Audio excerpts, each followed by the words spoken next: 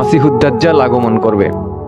এই পৃথিবীর বুকে সব থেকে বড় যে ফিতনার কথা বলা হয়েছে, রাসূলুল্লাহ সাল্লাল্লাহু আলাইহি ওয়াসাল্লাম বলেছেন, এই পৃথিবীর বুকে এই উম্মতের জন্য দাজ্জালের থেকে বড় ফিতনা আর কিছু নাই। দাজ্জাল এই পৃথিবীতে সব থেকে বড় ফিতনা এই উম্মতের জন্য। কিন্তু এই দাজ্জাল সম্পর্কে এখন আলোচনা করা হয় না। বিগত দিনে রাসূলুল্লাহ সাল্লাল্লাহু আলাইহি ওয়াসাল্লামের পূর্বের যত নবী ছিলেন, নূহ আলাইহিস সালাতু ওয়াসসালাম সহ সকল নবী, সকল ওলামায়ে কেরাম এই দাজ্জালের সম্পর্কে, দাজ্জালের বিষয়ে তার উম্মতকে সতর্ক করে গেছেন। কিন্তু রাসূলুল্লাহ সাল্লাল্লাহু আলাইহি ওয়াসাল্লাম বলেছেন, বিগত দিনে দাজ্জাল প্রকাশ হয়নি, এখন যেহেতু আমি শেষ নবী, আমার পরে আর কোনো নবী আসবে না, নবীর ধারাবাহিকতা বন্ধ, খতামুন নবিয়্যিন, যেহেতু রাসূলুল্লাহ সাল্লাল্লাহু আলাইহি ওয়াসাল্লাম নবীদের সমাপ্তি করেছেন, নবীদের ধারাবাহিকতা বন্ধ করে দিয়েছেন, সেহেতু আমার এই উম্মতের মধ্যেই আসবে, আমার এই উম্মতের কাছেই আসবে দাজ্জাল। এবং দাজ্জাল পৃথিবীর শুরু থেকে আজ পর্যন্ত যতগুলো ফিতনা, যতগুলো পৃথিবীর বুকে বিপর্যয় নেমে এসেছে, তার সব থেকে বড় ফিতনা হবে দাজ্জাল, যা কল্পনার বাহিরে।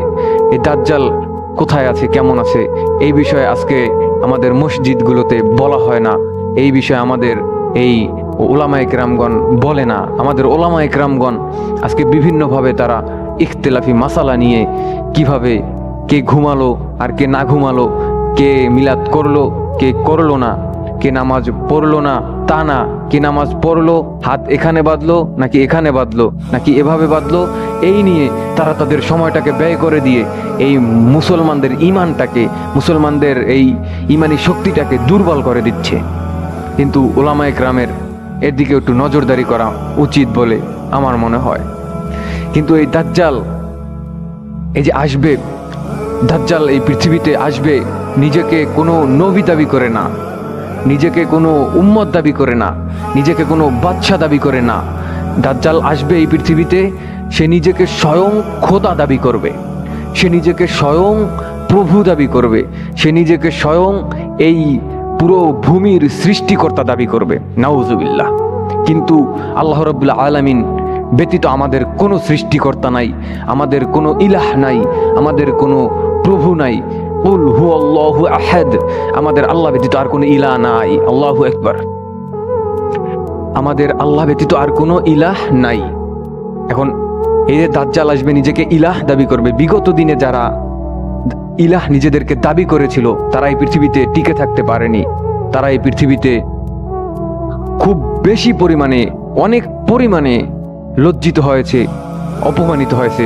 যার সব থেকে বড় উদাহরণ ওই ফেরাউন, যে মিশরে পড়ে আছে। মিশরের ফেরাউনের দিকে তাকালে আপনি দেখতে পাবেন, সে নিজেকে খোদা দাবি করার ফলে তাকে কি অপমান, কি অপদস্থ করা হয়েছিল। রাসূলুল্লাহ সাল্লাল্লাহু আলাইহি ওয়াসাল্লাম বলেন, এই দাজ্জাল আসবে এই পৃথিবীতে, নিজে সম্পূর্ণ পৃথিবীটা ভ্রমণ করবে, এমন কোনো জায়গা থাকবে না, মদিনা শরীফ আর মক্কা শরীফ এই দুইটা জায়গা ব্যতীত এমন কোনো জায়গা থাকবে না যেখানে সে ভ্রমণ করবে না। সেখানে ভ্রমণ করবে, মানুষের কাছে নিজেকে খোদা দাবি করবে। এখন মানুষও তার এই ইমান যার দুর্বল থাকবে, সে ওই তাকে খোদা বলে মেনে নিবে।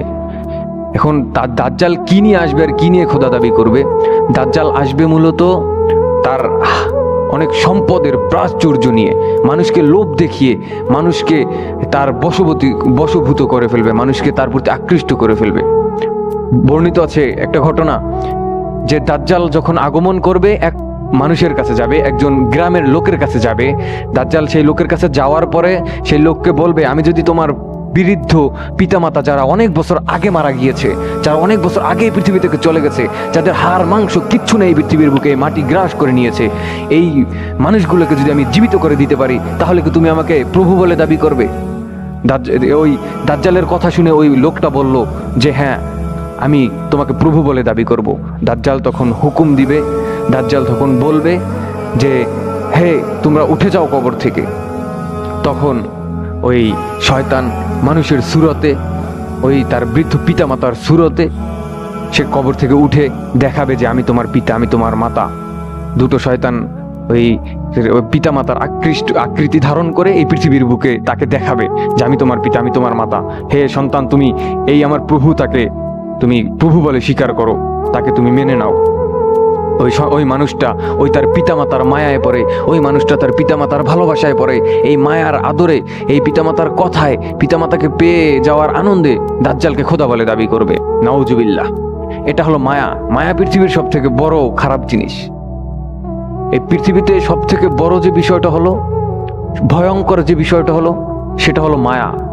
এই মায়ার কারণে মানুষ আজকাল বিভিন্নভাবে ফিতনায় জড়িয়ে যাচ্ছে। মানুষ আজকাল বিভিন্নভাবে তারা নিজেদেরকে হারিয়ে ফেলছে এই আল্লাহ রাসূলের পথ থেকে। মায়া দিয়ে এই পৃথিবীতে জীবন চলে না, আবার মায়া ছাড়াও চলে না। কিন্তু মায়া থাকতে হবে, ভালোবাসা থাকতে হবে নিজের প্রতি, আল্লাহর প্রতি, রাসূলের প্রতি। আর যতটুকু দরকার ততটুকু নিজেদের পরিবারের প্রতি, আপনজনের প্রতি, স্ত্রীর প্রতি ভালোবাসা থাকবে। কিন্তু অতিরিক্ত ন্যাকামি, অতিরিক্ত মায়া, অতিরিক্ত ওই কান্না, অতিরিক্ত ভালোবাসা, এইগুলো মানুষকে ধ্বংস করে দেয়, এইগুলো মানুষকে নষ্ট করে দেয়, এইগুলো মানুষকে রাস্তার ধারে বসিয়ে দেয়, পাগল বানিয়ে দেয়। মানুষের মায়ায় পড়ে, মানুষের ভালোবাসায় পড়ে। আর ওই মানুষটা যখন বেঈমানি করে, ওই মানুষটা যখন ধোঁকা দিয়ে যায়, তখন অতিরিক্ত মায়া থাকলে এই মানুষটা এই পৃথিবীর মায়া ছেড়ে দিতে দ্বিধাবোধ করে না।